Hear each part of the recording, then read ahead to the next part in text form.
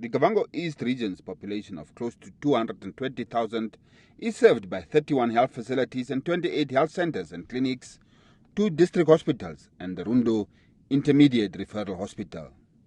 All these health facilities have benefited from Japanese government funding of about 30 million Namibian dollars.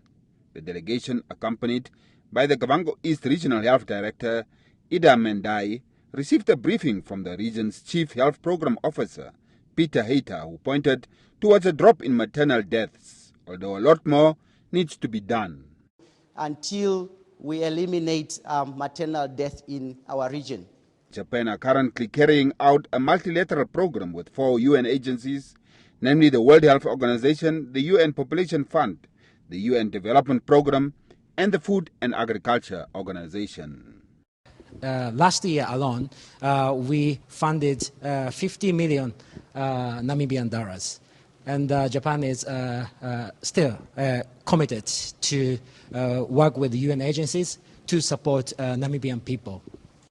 Following the briefing, the officials visited the Rundu Hospital's maternity wing, where they were informed that the ward records at least 500 deliveries per month, with 98% of those being live births. Mothers as young as 14 years and some aged 40 have been giving birth in the 4 delivery rooms at the hospital. And knowing their HIV status is crucial. 100%, every mother that comes knows their status before they leave this hospital, because we've got a counselor. So most of the patients here are teenagers, so we are also trying to put into place the preventative measures by promoting the pre-exposure prophylaxis. There was also a special focus on cold chain equipment and supplies, crucial in storing immunization-related vaccines. Much of the Japanese government assistance went into the cold chain equipment. Every baby born here, although others may be born from outside, they should be immunized according to the prescribed schedule that we have in our country. Japan's ambassador to Namibia, Hisao Nishimaki, was impressed with what he witnessed at the maternity department of the Rundu Hospital, with its staff contingent of 78 men and women. Children or babies are the future of Namibia.